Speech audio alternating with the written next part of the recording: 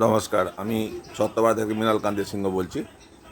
আপনারা হয়তো একটু আওয়াজ পাচ্ছেন টিভিতে যে কংগ্রেস পার্টি অফিসে নাকি ভাঙচুর হয়েছে। আসলে আপনারা বুঝতে পারছেন না, এটা হচ্ছে কংগ্রেসেরই একটা চাল। তারা দেখাতে চাইছে দেখুন আমাদের টিকিটের জন্য কত মারকাট হচ্ছে। এটা ওরা প্ল্যান করে তৈরি করেছে এবং শুভঙ্কর সরকার না কী নাম আছে, যে সভাপতি আছে, তার নামে টাকা পয়সা এসবও তারই প্ল্যান করা আছে। আসলেও লোককে দেখাতে চাইছে যে কংগ্রেসের টিকিটের ডিমান্ড আছে, মানে পাবলিক চাইছে।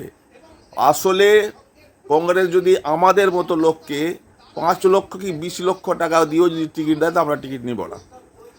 কারণ ভোটারই নয় তো টিকিট নিয়ে কি করব? আরে স্কুটি কয়েক জায়গাতে ভোটার আছে, নইলে তো কংগ্রেসের ভোটারই নয়, সিপিএমের ভোটারই নয়। তো টিকিটের জন্য মার তো পার্টি অফিসে ভাঙচুর, এসব তো নাটক। এটা হলো টোটালি কংগ্রেসের একটা প্ল্যান।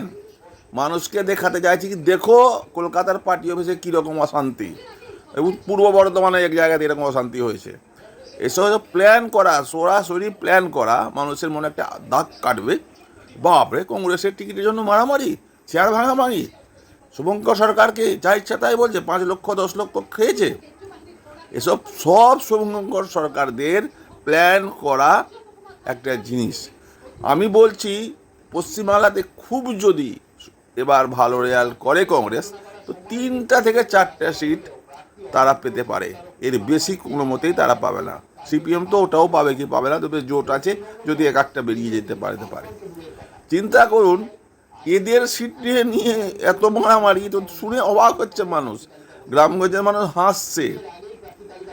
যে আমাদের এরিয়াতে যে বুথটা 40 বছর কংগ্রেসের কাছে ছিল, এখন সে বুথে মাত্র 9টা ভোট পাচ্ছে, 5টা ভোট পাচ্ছে। আর তারা দেখাচ্ছে বাপরে হুড়াহুড়ি আর মারামারি। এটা সম্পূর্ণ নাটক। মাথা ফাটিয়ে নিল নাটক দেখে, নেন একটু মাথাও ফাটিয়ে দিল, রক্তও ঝরিয়ে দিল। আর কি না হবে রাজনীতির জন্য। আপনারা কি ভাবছেন? আমার মতামতে আপনাদের মিল আছে কি? যদি থাকে তো লাইক, শেয়ার, সাবস্ক্রাইব অবশ্যই করবেন। আপনারা সকলে ভালো থাকবেন। নমস্কার।